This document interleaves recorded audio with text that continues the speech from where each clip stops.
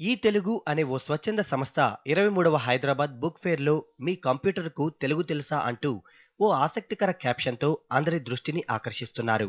Computer ఉపయోగించేవారు తెలుగులో రాయటం, చదవటం, నేర్పించటం ద్వారా తెలుగు భాష వ్యాప్తికి పాటుపడటం వీరి ప్రధాన ఉద్దేశం.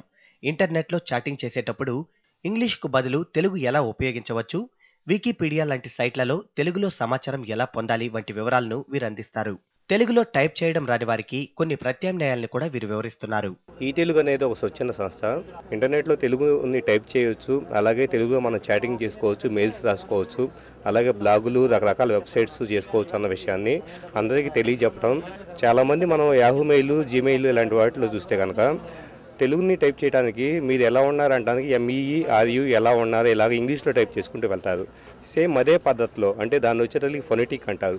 ఆ ఫొనెటిక్ పద్ధతిలో లేఖిని.org అనే సైట్లో మీరు టైప్ చేస్తే కనుక పైన ఇంగ్లీష్లో మీరు ఎలా ఉన్నారో అని అలా ఇంగ్లీష్లో టైప్ చేస్తే కింద ఆటోమేటిక్గా మీరు ఎలా ఉన్నారో అని తెలుగు స్క్రిప్ట్ అనేది వస్తుంది.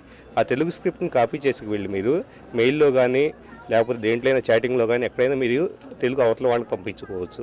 అంటే తెలుగు టైపింగ్ అనేది చాలా సులభం. మాతృభాషకు ఇంత సేవ చేస్తున్న వీరంతా ఏ లాభాపేక్ష లేకుండా కృషి చేయడం నిజంగా అభినందనీయం. అంతేకాదు వీరు సూచిస్తున్న సైట్లు, వాటి రిజిస్ట్రేషన్ తదితరాలు కూడా ఉచితమే.